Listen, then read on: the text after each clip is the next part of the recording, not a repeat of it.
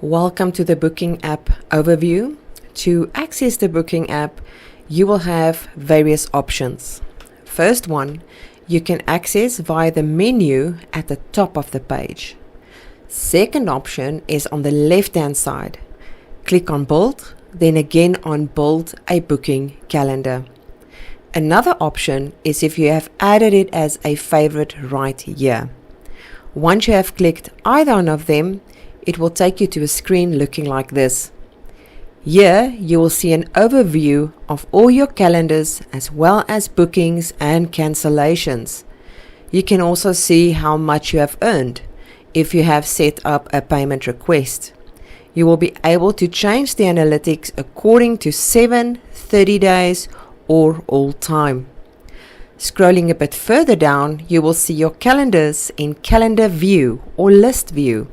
Again, you will be able to view each calendar individually and even sorted by hosts.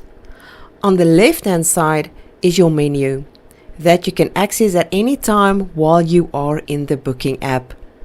Here you can create a new calendar, and that includes options such as consultations, events, classes, and recurring meetings. You can also click on My Calendars and it will show you all the calendars you have created. You will be able to edit, view, delete, or create a new calendar under that menu. Next is the Calendar View. This option lets you see just your calendars but not statistics. Below Calendar View, we have List View. It is the same as Calendar View but in a list format. Then we have hosts. Here you can add, remove and edit your hosts for all your calendars.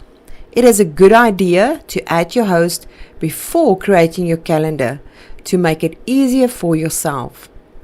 Under integrations, you will be able to integrate. You will see all the apps in Build It All that integrates by default, and that is available for you to use. You can also integrate with your Google Calendar, Google Meet, as well as Zoom. Again, it is a good idea to set this up prior to creating your calendar to save you some time. Last but not least, we have settings. Here you can change the booking URL to something else that you prefer. You can set your country codes, and that will be used with phone numbers. You will also need to set up your time zone, and if you would like to receive notifications. That is all for this tutorial. I hope you enjoyed it, and I will see you in another.